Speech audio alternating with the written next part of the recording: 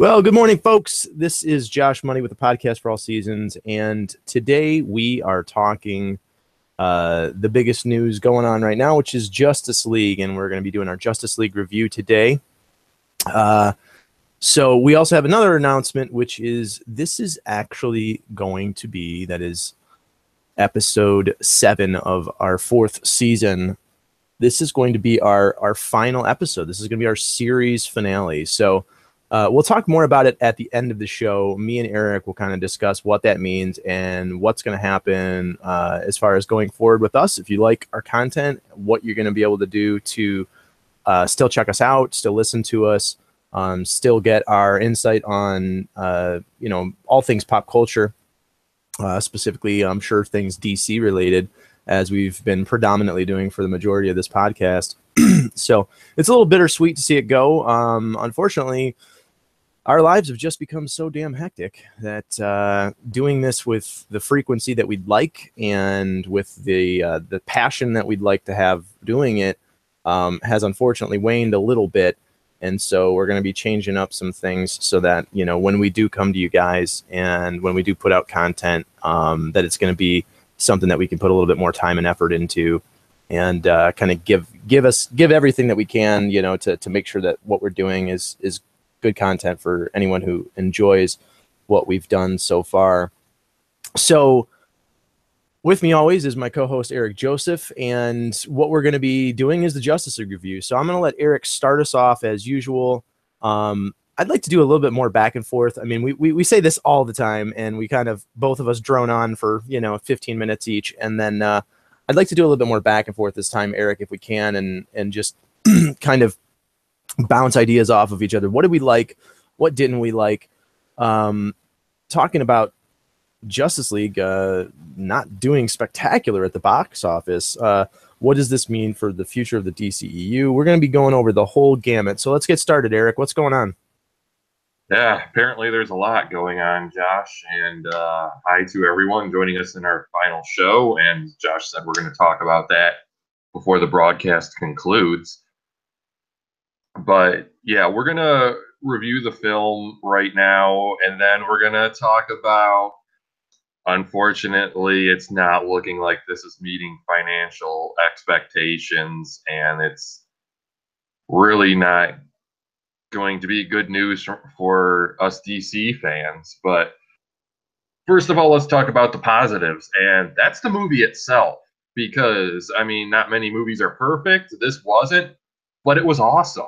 I mean, as a fan of the Justice League and being a movie I've pretty much waited my entire life for, it delivered. I wasn't disappointed. They somehow cut it together after about a year or so under Zack Snyder's watch, through pre-production, principal photography, then 3 months of reshoots with Joss Whedon.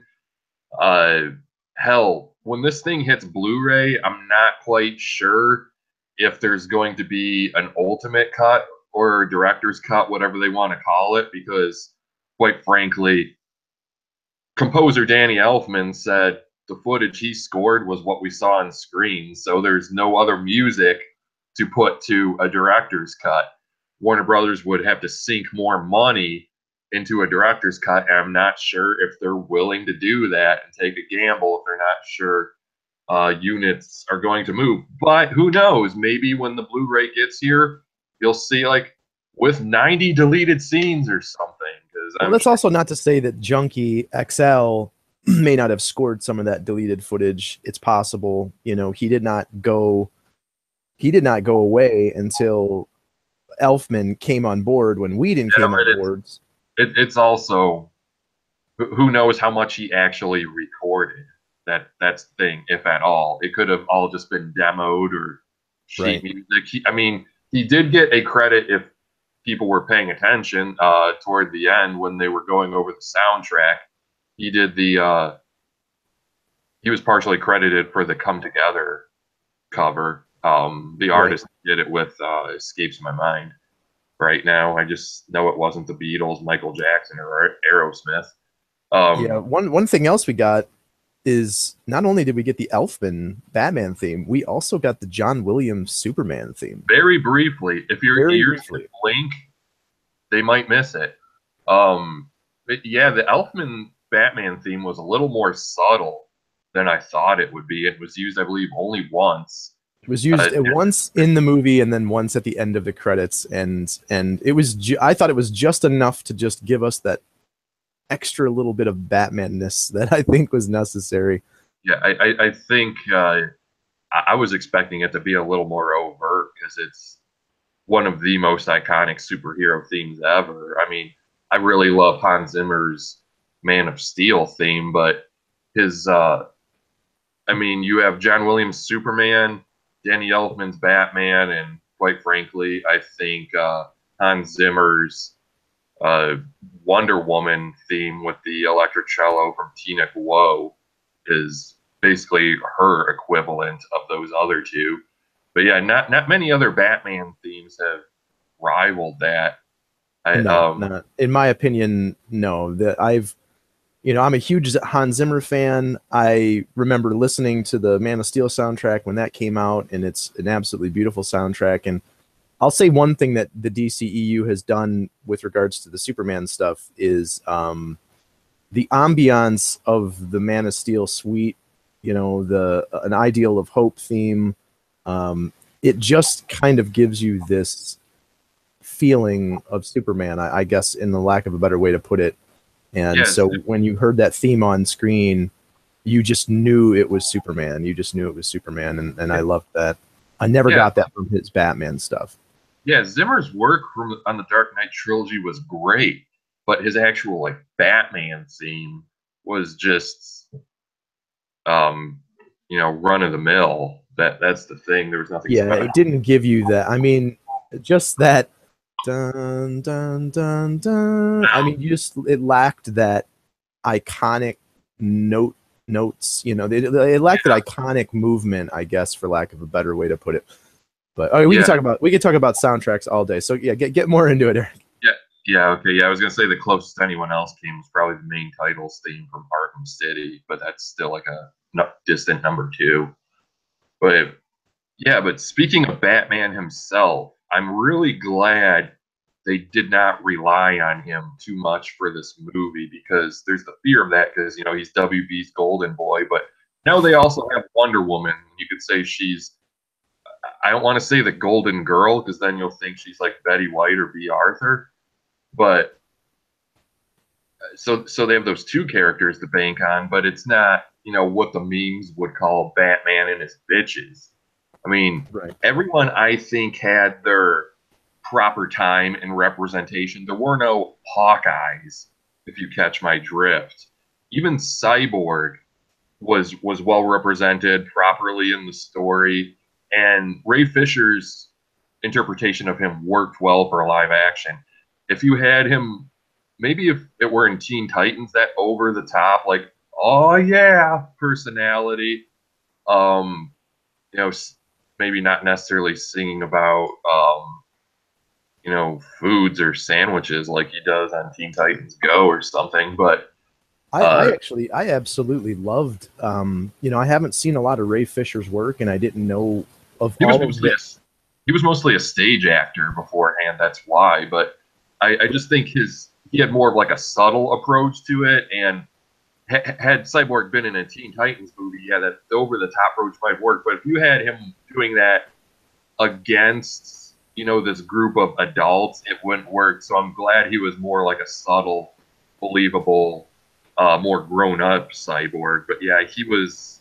I liked everything they did with Cyborg. I love the fact that he kind of sees himself as Frankenstein's monster. He doesn't know how much of the man, he doesn't know how much of Victor Stone is left and how much is this machine.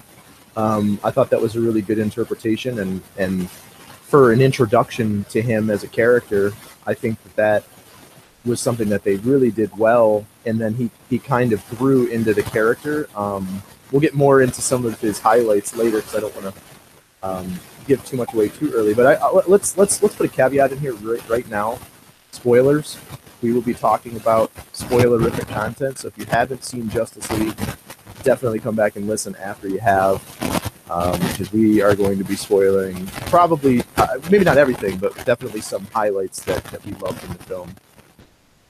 But yeah, just each of these characters, probably the best live action representation of Batman ever. I mean, we both liked him in Batman versus Superman and what there was in Suicide Squad, but just everything, his portrayal of Batman, the dialogue, even just down to those iconic poses, the fight scene he had at the beginning, the screen on his wrist is just so much like the comic book Batman we've always wanted in live action, which will be a shame if Affleck doesn't play him again. So hopefully Matt Reeves at least continues this with his Batman, just giving us more of those comic book qualities. But yeah, we got to see Batman throw a kick. No, he was the most Batman we've seen.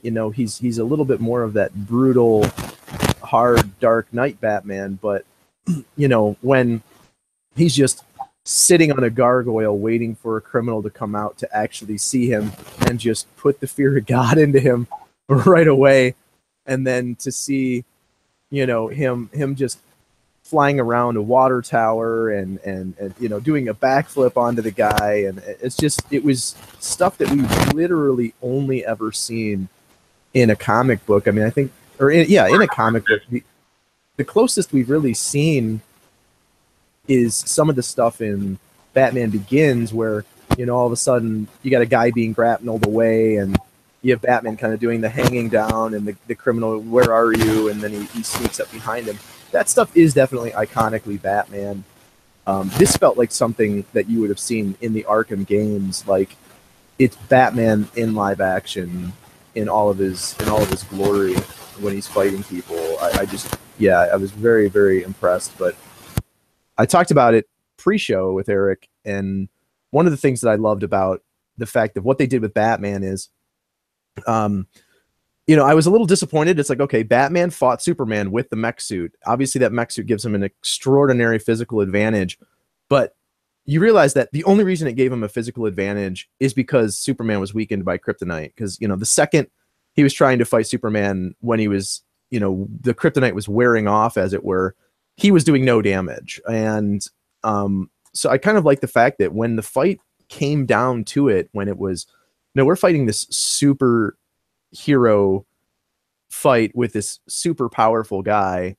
Batman's going to sit back and take a tactical approach more than the physical approach. But continue, Eric. I keep cutting you off. I apologize. I think we pretty much got all our Batman compliments down. But yeah, outside of comics or animated series, we just haven't seen just that level of this character. And I think Zack Snyder can be credited a lot with that, because, sorry to say, and I don't think it's a detriment to the film, but I could clearly tell what was Zack Snyder and what was Joss Whedon, because Whedon, all those character beats and conversations, a lot of that was very much Whedon, and you could tell pretty much everything with Superman was flat out Whedon. That was clear as day. But all those Batman shots, sorry to say, Joss Whedon's not that great of a director. He doesn't know where to put a camera in the room, as evidenced by the first Avengers movie. As great as that was, it's just, there were certain times, and I was like, what's the guy thinking? But yeah, all those great shots with Batman, Wonder Woman standing on the statue, that was most assuredly Snyder. So yeah, this movie probably had the best parts of both of them. But yeah, Wonder Woman still riding high for her solo film, not neglected. And that's the thing, it was both her and Batman rounding up this team. And I in a way, I kind of feel like it took a bit getting in, but not like the way when you rewatch Suicide Squad and you're going through all those dossiers and you're like, just get to the damn movie. It did feel more organic, because this movie was the introduction to several characters, and although it's been a common complaint amongst critics who are pretty much, yeah, I realize I'm a film critic too, but I never did a written review on this. A common complaint amongst critics is we didn't get to meet these characters in solo movies. And I would like more valid complaints levied against this than just it's not Marvel, because that seems to be the common complaint. Yes, Marvel found a formula that was successful for them. But we've seen in X-Men movies, which introduce characters on the fly. I mean, they didn't have to introduce any X-Men in solo movies before the 2001. Same thing happens in heist movies. It was kind of the case, a similar case in this. I mean, it's not Ocean's 11 or anything, but we meet like Aquaman, Flash, and Cyborg as we go on, and we learn enough to where we can love these characters in a team up, but we're going to see, well, we know we're seeing Aquaman. We may not necessarily see more of the rest, and we're going to talk about that a little later. But it was enough to get you, like I said, to love these characters. And like I said, no one really hogged the spotlight. I feel we could have gotten, if anyone could have gotten a little more screen time, it was Aquaman, because apparently there was a lot cut with him. I think Willem Dafoe's Volko was supposed to be in this movie. That was nowhere. We did get a little hint of the beginning of his relationship with Mira, so that was good. But their whole team dynamic is incredible, and you really get the sense of that when you see the actors doing press junkets and promos for this, that they really came together as like this really family or environment of best friends. And granted, the team doesn't get along at first. It take a couple of them more than one try to like Aquaman and Cyborg weren't convinced at first, but every character in this movie was not in a very good place in their life at the beginning. But as the movie went on, you see how they inspired each other and made each other better people. Like Batman even smiled at the end thanks to Superman. And they changed each other's lives for the better. They inspired each other just as they inspired the viewer. And I think that, monologue by Lois Lane at the end was probably Whedon, because face it, we all know this movie was originally conceived as Justice League Part 1 and Part 2. And this, aside from an end credit scene, which we're going to talk about in a bit, that whole look up in the sky line at the very end, I think, made it more of a definitive ending than the Darkseid cameo that was originally supposed to be in there. And yes, my kingdom for a Darkseid cameo, which did not happen. He's name dropped, but he's not in there anywhere. No CGI Darkseid or anything. So I mean, the only time we've seen him in live action so far has been on Smallville. So yeah, it just had this uplifting ending, and I think that's how people needed to leave the theater, and that's what we didn't get at the end of Batman versus Superman. Because in a movie like this, you want to say hell yeah when you're done, not like some of us who like that risk ending with the death of Superman. But for every one of us, there were 10 people who looked like they were punched in the gut as they were leaving the theater. It's just people, not everyone wants the Watchmen like deconstruction of these characters. So I'm glad there was really that sense of hope, because who knows what Snyder's original cut looked like. Yes, I know he said it was organically going to be a lighter tone, but before we get into any more specifics, Josh, and yeah, I'll say the villain wasn't perfect, but at least you got a sense of what his motivation was.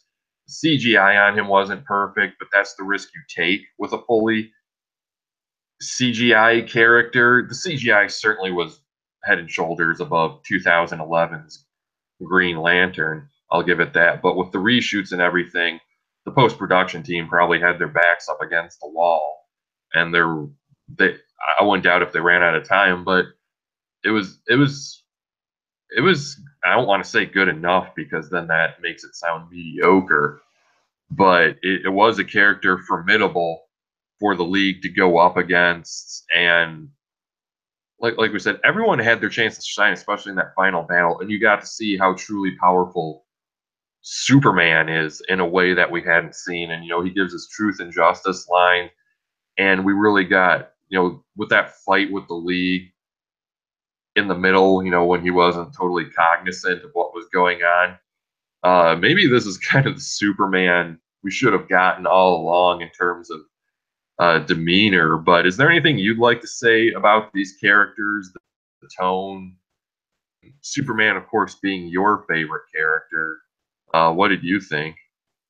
Yeah, I mean, I think that there was a couple characters that really shined pretty brightly, and I think that one of the most surprising to me was the Cyborg character. I think that some people might disagree with me, but I thought that I was very impressed with Ray Fisher's acting. I was impressed with his tone. Um, I was impressed that he felt like he grew into that character in one single movie where he wasn't even the complete highlight of the film. Um, the most impressed I was, though, with any character, any single character, was actually with Ezra Miller's The Flash. Um, Me and Eric have talked about it before on this podcast, where we definitely did not seem very impressed with the casting. I didn't know what to take away from Ezra Miller and how he was going to portray this character. He was not exactly the Flash that we've seen in the comic books. He wasn't exactly the Flash that we've seen in the television show. He was kind of an amalgamation of several facets of that character that we've seen, where his humor was obviously there. And a lot of that humor was kind of more partially based on this social awkwardness that this character kind of has. Now, I don't know if that's partly because maybe that's a little bit how Ezra Miller is, and so they played to his strengths as a person, um, or his character as a person. But not only were the scenes where he was doing his Flash thing, I kind of liked the little mini suite that they used in terms of the music for the Flash. It kind of had this magical wonder, in the sound whenever the Flash went full OP Flash and was, running around, stopping time. The music was absolutely spectacular, but it also wasn't too much something that we've seen before. We've seen a lot of this, ever since Smallville kind of did Superman moving at light speed and everyone else around him is static. And, we saw bits and pieces of that ever since, say, The Matrix was probably the first thing that we kind of saw that type of filming with regards to slowing down time. I think that it wasn't just a rehash of stuff that we've seen before. They found a way to kind of do it in a slightly original way, where in some spaces that you can see that obviously they've slowed down time, but they kind of move through it very rapidly. And then in other points in time, they see him moving very, slowly to our perception. We've seen parts of it in the trailer where he touches Wonder Woman's sword and pushes it to her with the finger. We get another scene during the resurrection of Superman. I really liked the Flash stuff, but some of the funnier stuff was definitely Flash related, and I liked the humor that they played with in the characters. I could have used a little bit more Aquaman, yeah, but I think that we got an idea of what Aquaman is. He's a man out of place, and he doesn't quite know what he is yet. And what I mean by that is, yeah, he knows that he's the son of Queen Atlanta. He knows that he was abandoned as a kid. He doesn't know why yet. I think they kind of touch on that very slightly in his conversation with Mara. I like the way that they established the Mara relationship very quickly, but he doesn't quite know what to do with his life, and then we get one little exposition. There's a very humorous scene where Aquaman is sitting on the Batmobile or some device in Bruce Wayne's Batcave, and he starts just giving this exposition, and he just starts saying like everything that comes to mind, and you realize he's sitting on Wonder Woman's lasso.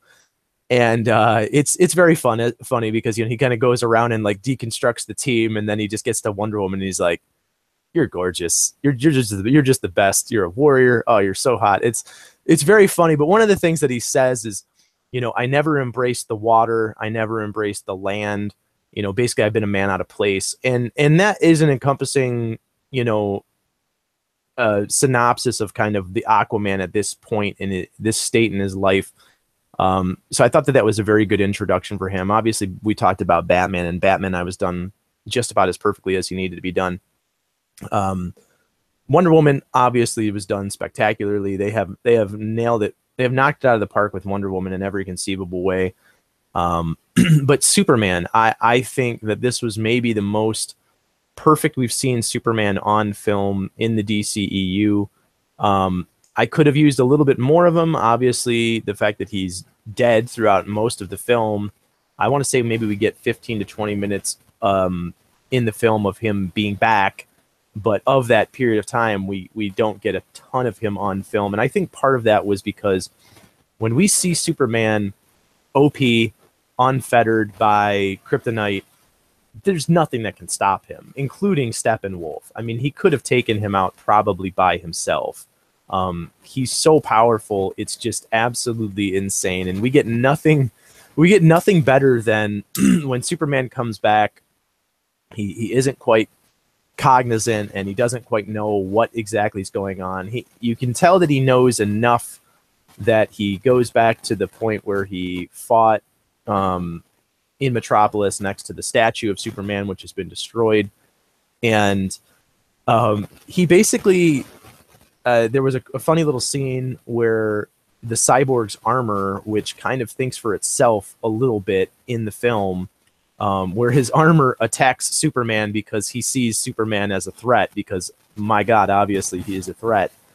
And they all start kind of tussling for about, 3-4 minutes.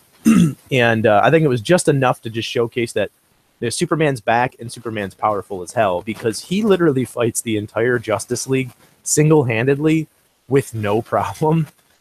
And we got this scene where the Flash, and they break into like the speed time with the Flash, and he starts running up on Superman like he's going to do something, while Superman's literally holding off Wonder Woman, Cyborg, and Aquaman. And as he runs up, Superman's eyes just slowly turn towards the Flash, and the look on his face was probably the funniest point in the entire film, because the Flash, his face just basically said, "Oh fuck, no one's ever seen me before when I've been moving like this, and this guy is, and it's Superman. Shit's about to get real bad." And it was just spectacular. It was just full OP Superman. I absolutely loved it. And they, part of that Whedon stuff that Eric was talking about was definitely at the end when they're right in the middle of fighting Steppenwolf. They're right in the middle of trying to separate the mother boxes, and they do this scene where Superman just like instantly stops and does the kind of the Lois Lane's in trouble look and says, civilians, we have to go rescue them. And it's a very Superman scene. I think that it was probably intentional because they wanted to show that, yes, they were in an area where there were not a lot of civilians, but they want to make sure that everyone's safe. It's a very Superman-esque type of thing. And then we get to see Superman shine just a little bit more. The Flash saves a couple people, and then Superman literally saves a building full of people. And it's just, they showcased him exactly as he should have been. He's this very hopeful, like Eric said, they get the truth and justice line, in there. And it was just absolutely how Superman should have been. I think it was probably the best representation that we've seen of him. And we also got to see Superman be a little scary as well, because he definitely grabs Batman up and does this "tell me, do you bleed" line back to Batman, and you're like, oh man, shit's about to get real. Before there's a little breakaway. But there's a ton of things in this movie that I loved. I've seen it twice, and the second time around, I definitely was able to enjoy it more. There's a lot of spectacle when you see a film for the first time, and there's a lot of moving parts, and everything's so fresh and new. Saw Thor Ragnarok twice as well, and it was kind of the same thing. You know, you're taking it all in the first time, and then the second time you can kind of sit back and enjoy it a little bit more and appreciate some of the more nuanced parts of it. But I honestly can't say, you know, too many bad things about the film. Yeah, the CGI wasn't perfect. It wasn't enough to take me out of the film, which is when I would say CGI is, you know, not good enough. I mean, if you go back and watch Ang Lee's Hulk, you can definitely say that the CG is bad enough to take you out of the film experience, you know, at times. I would say that this is not the case in this film. I know a lot of people were saying that the CG on Superman themselves was a little weird because they had to digitally remove the infamous mustache. I honestly didn't think that it was so hard to look at that you know, it again took me out of the experience. But the movie showcased every single character very well. Could we have got a little bit more of each of these characters? Absolutely. With the exception of Batman, I think that the balance was pretty much perfect with Batman's balance was really well. And with the exception of Wonder Woman, I think the other three characters, Aquaman, Superman, and the Flash, you know, I think that they did quite well in terms of balancing out those characters. But what else did we want to go over, Eric? I mean, I think that it's maybe time to give a number review on it. What would you rate Justice League at? I'm sorry, I didn't catch that. That's because you need to mute your mic because it sounds like you're in the middle of a storm. Okay. Yeah, Josh likes to somehow create the feeling that he's on AM radio at times. But yeah, I was about to say it's about time to get scores before we move on to this whole box office situation. Basically, I've seen it once. Josh has seen it twice, so it's probably why his analysis, at least in my view, was probably a little more. We'll call it constructed, whereas I'm trying to piece things together from memory of just seeing it once. But I would give it about an 8.5. As you know, appreciation of movies can change over time, and you might like them more, you might like them less. But I don't see myself liking this one less. There's just too much to enjoy about it, which again makes me baffled why people said this movie wasn't enjoyable and there's nothing to like about it. At the very least, it's a fun action movie. I mean, on social media, the worst I've seen anyone say about it is that it's okay. Pretty much everyone is loving this. And we're going to get into that in a moment when we talk about those financial expectations. But yeah, I would give it an 8.5. Wonder Woman, which I gave a 9 to, technically a better film. But in the long run, I could see myself coming back to this one and watching it more on Blu-ray just because it's such a fun movie and it's the dream realized. How about you? Yeah, I would probably give it the same. I'd probably give it about an 8.5. Yeah, I don't know if it's as good as Wonder Woman, but I would say that it's, although I really enjoyed Batman versus Superman, I think that the ultimate cut of that film is definitely the better film than the theatrical version that we saw. I'll say this, and this is one thing that not even myself and you have talked about really, as I really enjoyed the tone. I mean, I liked the tone of Batman versus Superman, and I liked the darker kind of, I don't know how to put it. I guess the ambiance, it gave a more seriousness. It was just the idea that this is something that definitely lacks in a lot of superhero films, and it even kind of lacked in this one. And it's not necessarily a negativeness, but I do understand why they do it, because they don't want to necessarily bring the audience down. But it's this idea of, it's always darkest before the dawn, and when you have something as serious as if in Batman versus Superman, if Batman really does believe that Superman is an absolute mortal threat to the planet and he has to be stopped, that's super dark material. And of course, it has to be portrayed in a dark way. It has to be portrayed. It's not going to be shiny, happy Batman and Alfred cracking jokes and being best friends and saying, yeah, we need to kill the Superman. No, it's going to be, no, I believe that this might be the greatest thing I do in my life, and I have to, this might be the only thing of value that I do in my entire life. I have to take out the Batman. As far as Justice League, I think that the tone was good as well, because it was that more shiny, happy, a more hopeful, more optimistic.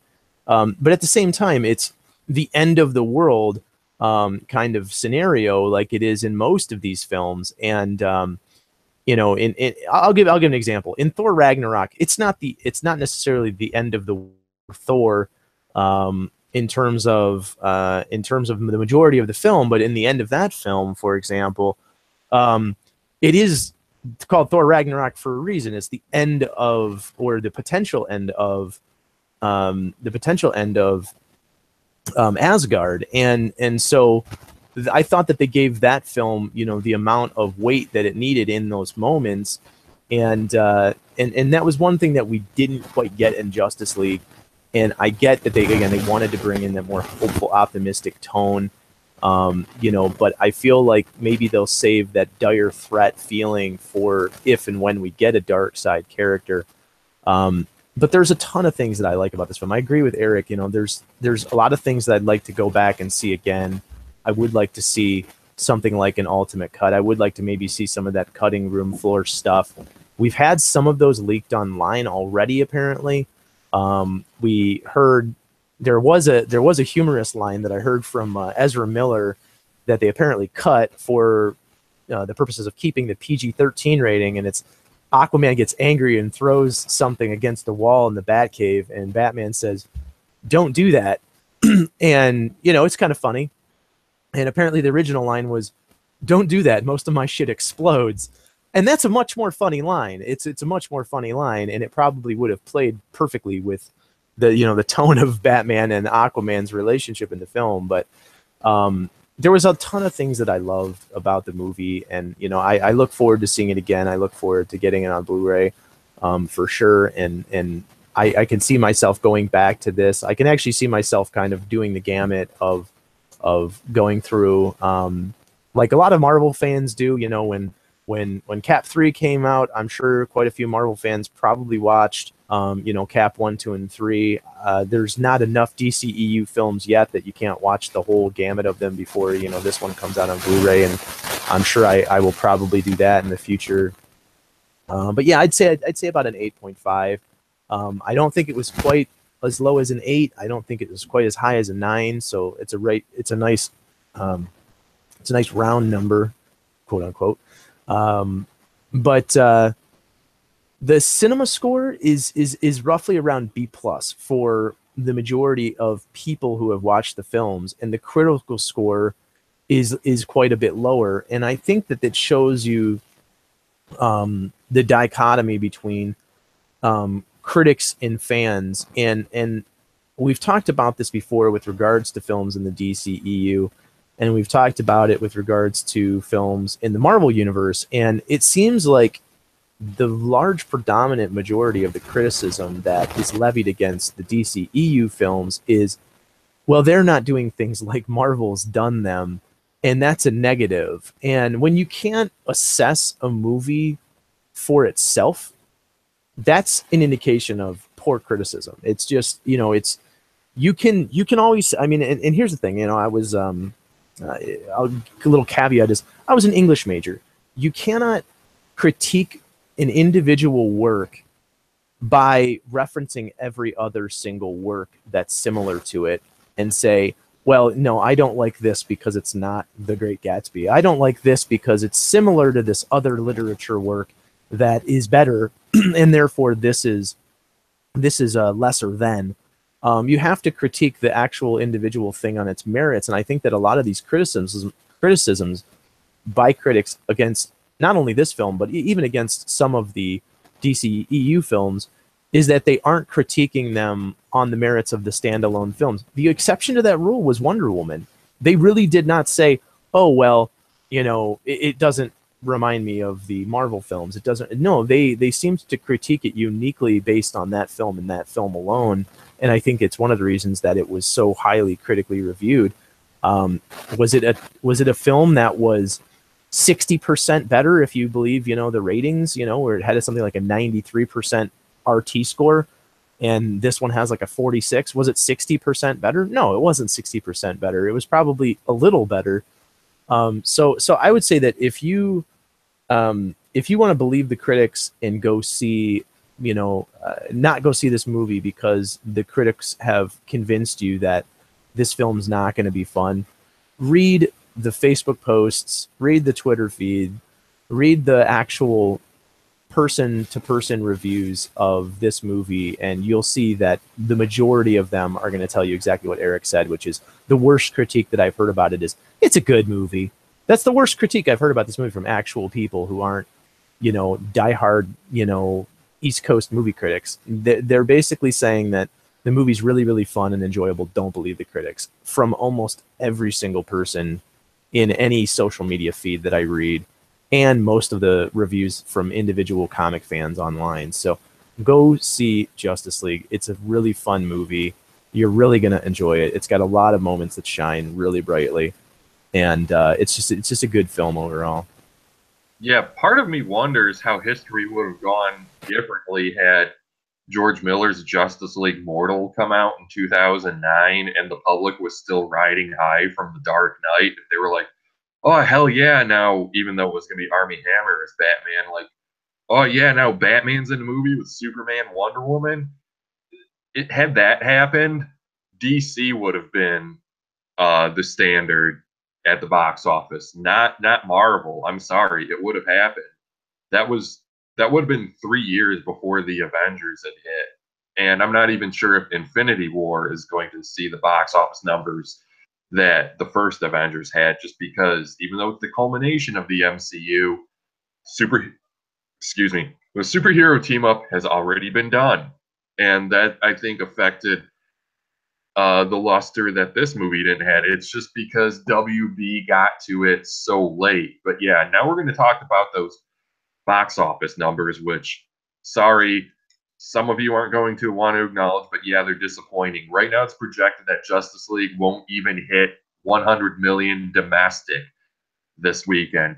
That's not bad for a movie normally, but these are DC's A-list heroes together for the first time on screen. Let's not forget the Avengers did, like, what was it, 210 million domestic its opening weekend. Batman versus Superman did, I think, 166 million its opening weekend. This isn't even close. It's not even equaling Wonder Woman. It's not even equaling Thor Ragnarok, which was roughly 120 million. So yeah, a solo movie with one of Marvel's least lucrative heroes, is going to beat Justice League, and that is not good. I'm very sad about this, and one thing I think contributed to this was the fact that I'm gonna say Justice League, if you catch my drift, is kind of the boy who cried wolf. There have been so many misses in the DCEU minus Wonder Woman that moviegoers just didn't want to show up this time. They saw that Rotten Tomatoes score, which, hey, you can see people don't care about it all they want. A lot of people had their eye on it, and then they saw that Justice League, which last I saw had like a 37% score on Rotten Tomatoes. So people saw that and said they weren't going to see Justice League.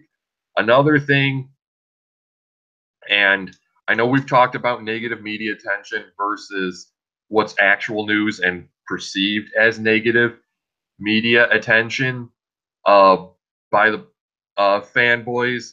I'm sorry to say that, okay, in months leading up to this, yeah, it was what it was. The production of this film was a strange ballad indeed, and guys like me were just objectively reporting the news. In the past week, and especially Friday, and I wouldn't have doubted if this had something to do with it, there were major sites, I'm not going to name any by name. And I'm not afraid to say, as a writer, I'm kind of sickened by it. It seemed to be a contest or something. How many negative Justice League stories can we post in an hour or something? And there were certain articles like, Justice League needs to gross 600 million to break even. You don't see articles like that the opening weekend of Thor Ragnarok. I'm sorry, it just doesn't happen. And I'm trying to say this. I know I have a DC preference, but I'm trying to say this as an objective reporter and critic. You just don't see articles like that. I'm sorry. And I just think with all this, even though this was the time the masses rebelled and said, we're going to judge for ourselves and shot back in Facebook comments, I'm sorry. I think some of this did affect public opinion. And it was just, do we want to call it an imperfect storm? There was too much negativity against Justice League from all sides this time around. And I'm sorry. And I didn't really think this movie was going to hit $1 billion. I didn't. I think I was thinking positively 800 million, 900 million. Now I'm not sure unless this movie finds legs like Wonder Woman and Suicide Squad did, where it does well in the long run, as opposed to Batman versus Superman, which just sunk like a stone after week 2. Who knows? Justice League could see it could see appreciation as it goes on. A lot of it hopefully has to do with fan reaction to it, but right now it's not looking good.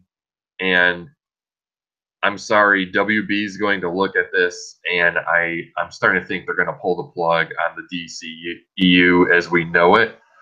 There are certain characters and films that are going to be safe. Aquaman minus post production pretty much already in the can. We know that's coming in 2018. Shazam started production. We know that's coming in 2019, as is Wonder Woman 2. There's no way Wonder Woman 2 is not going to happen.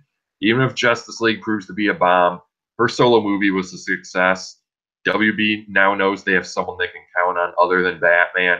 Likewise, I'm pretty sure the Batman is going to come maybe 2020 or something, but maybe without Ben Affleck, because as awesome as Affleck is, there's chatter that Reeves wants someone else in mind. It could be the simple fact that, hey, guys, if we want the Batman to thrive as much as it could, and as much as some of us like Affleck, he's going to have that stigma attached to him that he's the guy that was in Batman versus Superman. So let's start fresh. Let's put a new actor and let this thing make as much money as it could. Likewise, I think Suicide Squad 2 has a chance of happening still because all signs have pointed toward it happening. And Justice League really has no bearing on Suicide Squad. And for all intents and purposes, Suicide Squad pretty much was a hit financially and from a marketing standpoint. I mean, people are going to want to see Harley Quinn. Maybe WB realized people want to see more of these characters, but we could do a better job. And that's why they got a different director this time around, saying, hey, maybe this new guy can find the right formula, and people want to see more of Harley Quinn and Deadshot, which obviously those are the two. They could bring in an entirely new lineup, and the only one, let's be honest, they need in there are Will Smith's Deadshot, Margot Robbie's Harley Quinn. But I don't think we're going to get a Justice League 2. I don't think we're going to get a Flashpoint now because of this. The next few weeks and maybe months will be very telling, but we've heard a lot with Flashpoint was writing on Justice League because Flashpoint's an ensemble movie, essentially, even though it's a rebranding of the Flash's solo flick. So who knows how much now we're going to see more of Ezra Miller's Flash and Ray Fisher's Forward, or even a Green Lantern movie, even though there was a cameo from a Green Lantern in the past in this. I honestly, I do think it's looking pretty grim, which is, as I said earlier in the broadcast, I wouldn't be so down on this if there were no post-credit scenes, minus maybe the mid-credit scene with the Flash and Superman, because that's just a fun little nod to the comic book fans and, oh, who's faster between these two characters? But no, that's why they removed the Dark Side cameo, so this film could stand as it is, and I could always say like, hey, no matter what happened, I always have this great Justice League movie that I can watch and take out. But no, they had to throw in that post-credit scene with Lex Luthor and Deathstroke setting up either the Injustice League or the Legion of Doom or whatever it would be called. Because now you have us expecting a movie that might not ever get here. And if it doesn't, at least give us Joe Manganiello's Deathstroke, good for the role. And by that, I mean, he's not too good not to take the role. That sounded wrong. He's too perfect of a casting to not utilize at some point. So if he's not going to be in the Batman, maybe have him in Suicide Squad 2. You know, a rivalry between him and Deadshot. I know they're kicking around the idea of a Deathstroke solo movie, but I'm sorry to say that this movie's probably going to make WB less inclined to take risks and just go with what's going to be a surefire hit, because they're saying, why pay for a Deathstroke movie if we don't think anyone's going to see it? Hell, I don't think anyone's going to show up to see Shazam. So, and the funny thing is, as much as I grew to despise Jesse Eisenberg's Lex Luthor, he wasn't bad, especially with, you know, his fashion sense, and he seemed a little more subtle. Granted, it was one scene. But if they were able to have him going forward as more of that subtle Luthor, it could be what, you know, we didn't want to see him more of those manic, you know, someone who just drank 10 Monster Energy drinks and a pot of coffee. You know, maybe had something else in his system, but it's really hard to think positively from a business standpoint.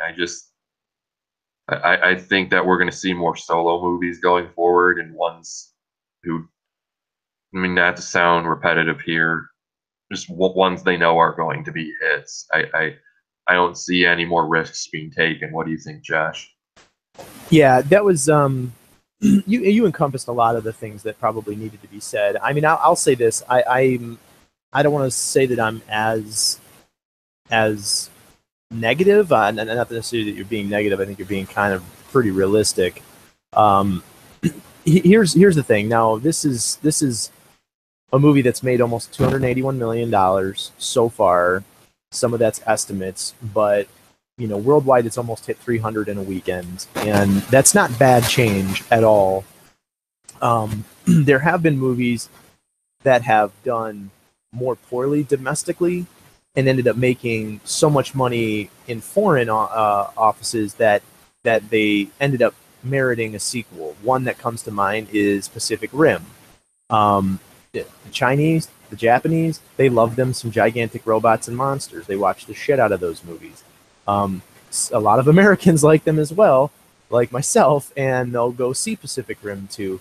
But that was a movie that was not exceptional at the box office domestically, and you know, no, not a lot of people expected that movie to. Not a lot of people expected that movie to see the light of day. And in terms of a sequel, that's a movie that made 101 million domestic in its total run, but it made 300 million overseas, and the amount of money that they put into that movie was only a couple hundred million. So you know, they made a couple hundred million off of that film, and it's very likely that Warner Brothers said, "Hey, I think that there's a little bit more room for a sequel. Let's make one." Warner Brothers rarely, but sometimes makes decisions like that are somewhat surprising. I think that the saving grace for Justice League is going to be word of mouth. Now, I could be wrong in that, but I could see this movie at the very least, you know, easily doubling up its weekend haul, and probably pretty easily coasting to a, you know, roughly 600 million without too much of an issue. But if someone like myself or you talk to friends, you talk to people who maybe were on the fence about it and said, yeah, I don't know if I'm going to see it again, or I don't know if I'm going to go see it. Oh no, believe me.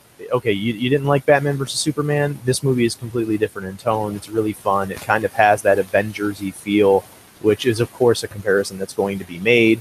It is a different animal, but it kind of has a an Avengers-y type feel. It's a fun adventure movie. If nothing else, it's one of those movies that you can go see. It's a nice popcorn flick. If you've liked what you've seen in the DCU EU, obviously go see this movie. I think that the word of mouth is probably going to take this movie to around the 800 range, which again is, I mean, yeah, it's not a billion, it's not, but the fact of the matter is that for all the bashing that Batman versus Superman got, that movie made something in the range of, I want to say, like 840 or something like that. It was an extraordinarily successful film financially. People want to kind of forget about that, and the movie made more money than Wonder Woman, which was a rousing success, right? It was a rousing success, but and people say, well, yeah, but it's Batman and Superman, so it should have made $2 billion. And it's like, there's these one-off things that absolutely just, they strike while the iron is hot, and they are absolute, monstrous successes. Iron Man 3 is one to come to mind, a movie that was goddamn horrible, but just made a ton of fucking money. And then you had movies like The Avengers, which is, yeah, that was the culmination. It was the first time that we'd really seen this live action multi superhero team up, and people were super excited to finally go see it. And so the movie just absolutely exploded. Justice League suffers from a couple things. The negative press of the previous films, and B, the fact that, yeah, the superhero team up has been done before, and it's, there's nothing new under the sun. It's kind of like whenever you see a fun, enjoyable heist movie. As an example, I'll give Logan Lucky, and that it was I don't know, for a pedantic take on it, it was white trash Ocean's 11. Do you know why? It was because it was made by the exact same guy who made the Ocean's 11 film. It had that feel to it, and it was this really, really fun caper heist movie that actually was quite enjoyable. But that movie wasn't putting up Ocean 11 numbers. You know why? Well, A, it didn't have a stellar A+ cast, and Matt Damon, George Clooney, not Ben Affleck, jeez, Pete's. Oh Jesus, what's his name? The mega superstar, you know his name. It's escaping me. Brad Pitt, that's the one. Yeah, you're not going to have a movie that's going to have this. You're going to have old guys who knew the old school Ocean's 11 movies from the Frank Sinatra days. They went and saw that movie because they said, "Oh yeah, I liked this movie. I'll see the remake. Sure, why not?" And then you had people who said, "Oh, I love all these really popular A+ actors. I'll go see this movie," and it was a really fun film. There's no more fun than Logan Lucky, but the fact of the matter is people aren't pouring in to see those movies. They've seen it before. They've seen these big, fun heist movies. They're not going to go see the smaller one. Obviously, Justice League isn't necessarily smaller by any stretch of the imagination, but it definitely is something that's been done before. And unfortunately for Warner Brothers, they've had several things working against them. They've had the fact that, yeah, it's a little bit of that boy that cries wolf is, oh, this movie's going to be great. It wasn't great. This movie's going to be awesome. It's going to be a fun little team up. It's not superheroes. It's bad guys. No, it's not spectacular. And then this movie actually delivers. Wonder Woman definitely delivered, and it seemed like it was a surprise to a lot of people. I wasn't super, super surprised because I really thought that movie could shine. I thought that Gal Gadot could shine, and it definitely delivered. This one, I wasn't, a lot of people were like, "Hey, man, what do you think about those trailers?" And I was like, everything I've seen looks really fun. And it was way more fun than the trailers. The trailers actually don't do it enough justice, for lack of a better pun to use, I guess. But no, it definitely was more fun than the trailers, and I get the idea that Warner Brothers didn't want to give away the farm in the trailers like it had in BBS or some of the other films, but it definitely didn't portray the fun that this movie was going to be. So I think its saving grace is going to possibly be that word of mouth. If it does work like it has in some movies where it's, gets around and people hear that it's really fun and they decide that they do want to go see it, that they're probably going to. But going forward, if it does not do as well, yeah, Warner Brothers is definitely going to be rethinking a lot of what they're going to want to do. And I do think that they're going to stick to the basics, which is going to be maybe Superman, Batman, Wonder Woman. If Aquaman is a random success and or Shazam, which, yeah, like Eric said, I'm not exactly, of course I would go see the film, but I don't see that Shazam is going to be this absolute box office breakout hit. um but that's the thing about movies, is that sometimes there are these random, you know surprise smash hits. um Ant-Man, for example, no one really honestly truly expected that movie to be some breakout hit or anything like that, but the movie was very successful. But we haven't seen an Ant-Man 2. We don't hear necessarily, yet. Obviously, it's coming out, Ant-Man and the Wasp. Um, but it wasn't one of those things where, people really expected that film to be a stellar success. But it was successful enough that they decided to make another one. And it's part of that whole Marvel universe where they're busting out those things like clockwork. I think that Warner Brothers is going to probably reassess if this movie doesn't make the kind of numbers that they expect and hope. Um, but I mean, that's kind of the thing about the Justice League. It is about hope, and I am hopeful that it is as successful as I'd like it to be. Because obviously, I think that um, even fans who are not huge fans of the films that we've seen so far on the DCEU, comic book fans, they want these movies to be successful and they want to see more of them.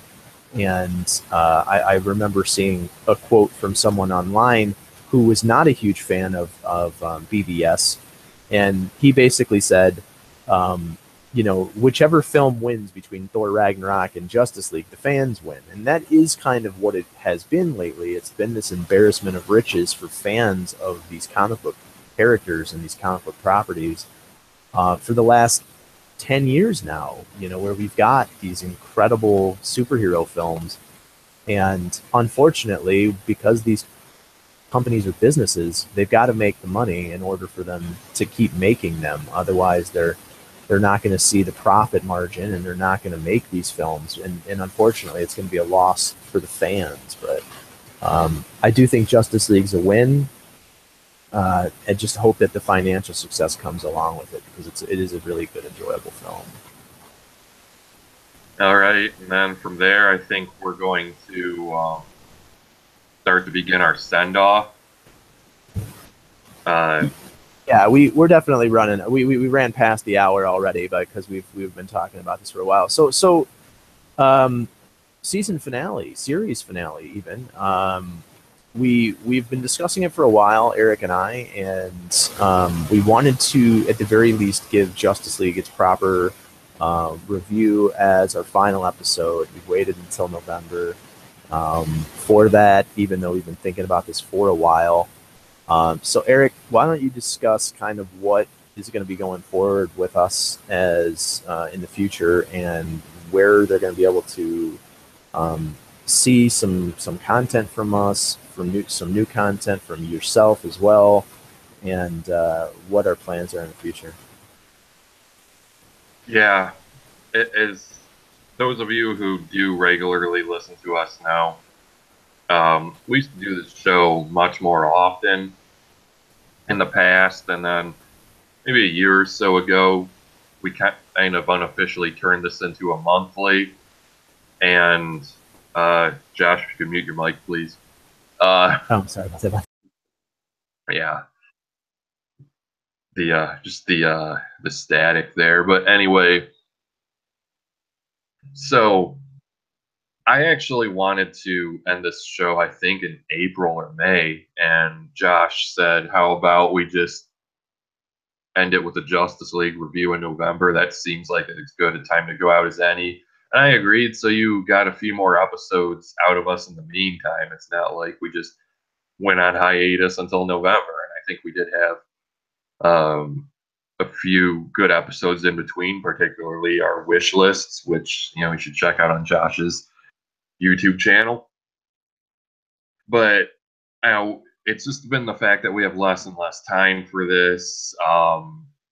Let's be honest, I think I'm a much better writer than I am a podcaster, and that's what I make money off. The podcast has always just been something I've done for fun, and I don't know, in a way, kind of just lost the passion for podcasting in a way. So it was a variety of factors that led to me wanting to end this show. And there's no point in continuing a podcast for all seasons if it's not both Josh and I, because that's what it's always been from hell our first preview episode and on. There have been a few episodes here or there where it's been maybe one of us and a guest, but that's because either at one time my laptop went down or Josh just wasn't available at the same time when a guest was. And when you have a guest on the show, you have to do their best to accommodate their schedule, not your own. So what we're going to do from here on out is, as some of you know, we uh, sometimes appear on Culture Junkies Live, which you should check out on Tuesday nights on the Culture Junkies YouTube page. And they also simulcast it on Facebook and Twitch.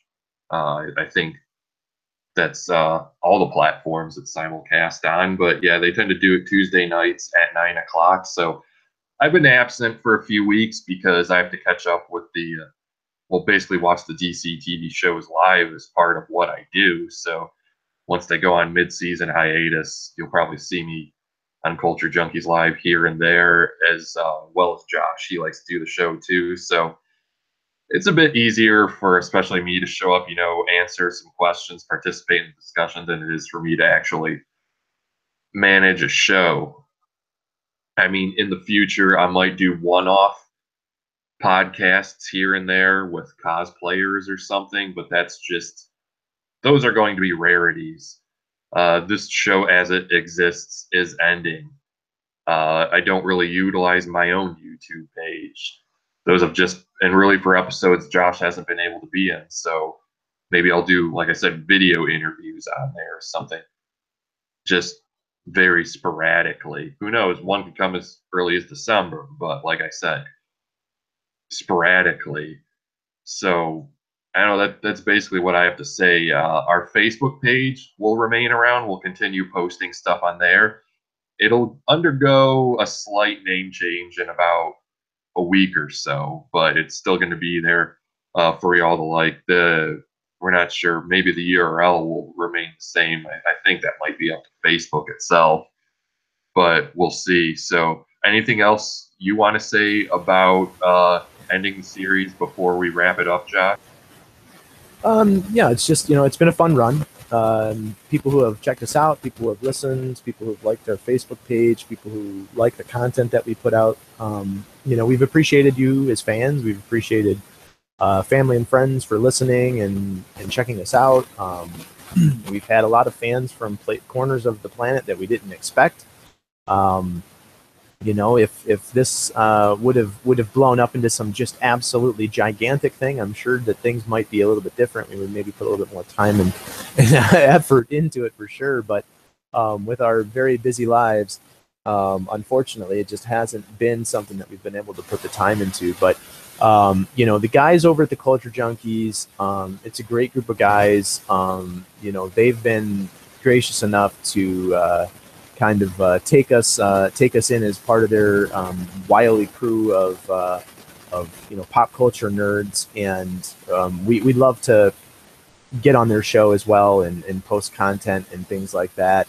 And that's probably going to be where you're going to be seeing us predominantly, or at least myself. Eric obviously is quite busy most of the time for We Got This Covered. And but I've been absent from that show for unfortunately because work for probably a little bit longer than a month. But we're definitely making efforts to get on there and post new content and talk live about things in a much more cogent and concise format than this format, and also in a more timely fashion when things are kind of striking while they're hot. That's one of the reasons we wanted to do Justice League the weekend that the movie came out, was we wanted our final episode to really be hitting right when that movie came out, so that it's fresh and new for fans, since it's going to be our send-off episode. But so definitely check out culturejunkies.net and check out their YouTube channel and Facebook page, because that's where you're going to be seeing a lot of our stuff in the future.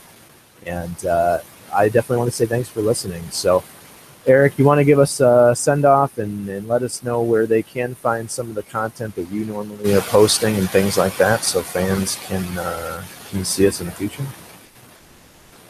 Yeah, sure. It's how we usually close out the show, so let's still do it that way.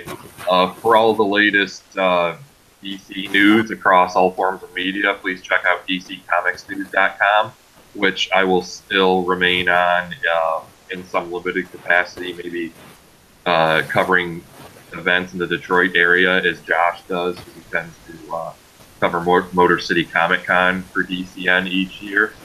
For our entire backlog of podcasts and other miscellanea, please check out our blog site at multiverseentertainment.wordpress.com. And yeah, we're still going to keep that page going. Although it's not affiliated with this podcast, and Josh did give it a mention, please check out WeGotThisCovered.com for all your entertainment needs.